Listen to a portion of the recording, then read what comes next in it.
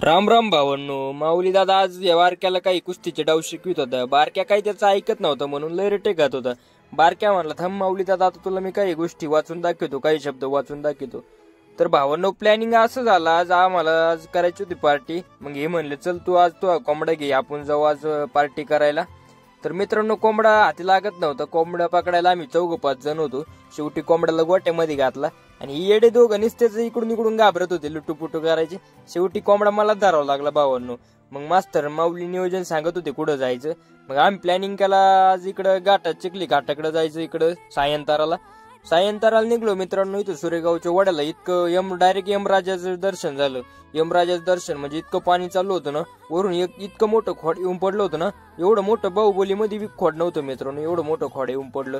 पिनूबावले म्हणायचा, घालावं इथून गाडी. त्याला म्हणलं, गप्पा वाटा आपले की गाडी मागन चल. मग आम्ही प्लॅनिंग असं केलं मित्रांनो, आम्ही डायरेक्ट सुप्याला जायचं प्लॅनिंग केला.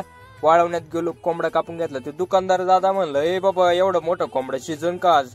मग तिथून डायरेक्ट जनता हॉटेलला आलो. ते मांजर असं डायरेक्ट शेवावर चिकन दाबून शिजलो होतं मित्रांनो. 2-2 भाकरी चुरून खाल्ल्या, पोटभर जेवलो. मग बिल द्यायला तर सगळेच म्हणत होते, मी देतो. केलं तर कोणीच नाही, शेवटी आपल्याला द्यावं लागलं मित्रांनो.